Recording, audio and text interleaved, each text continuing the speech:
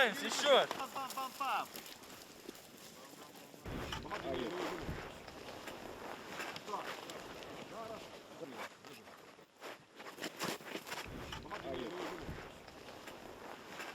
Нам, да, для нас потрібно було, скажімо так, скоріше, що ті ж самі варіанти джипів.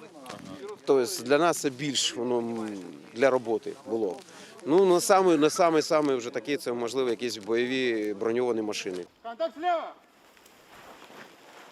Контакт тыл! Проблема. Поясню ще раз, куди бігти. Бачиш на карті? Значить, основними принципами, на яких має розвиватися територіальна оборона, насамперед це принцип територіальності, я захищаю свій дом, і максимально широке залучення населення. Тобто кращих бійців, ніж жителі рідного села, мабуть, що для оборони цього села знайти не вдасться. И ты меня забираешь, шот физически. Ты ко мне подбегаешь, ты меня забираешь. Понял. Потому что я...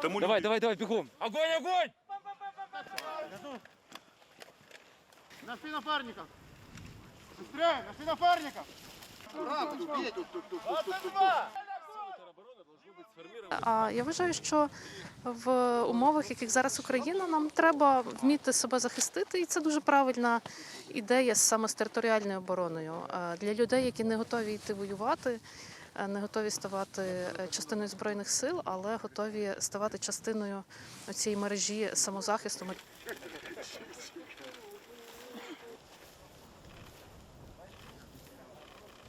Відбігти, ще фіг знає туди, так?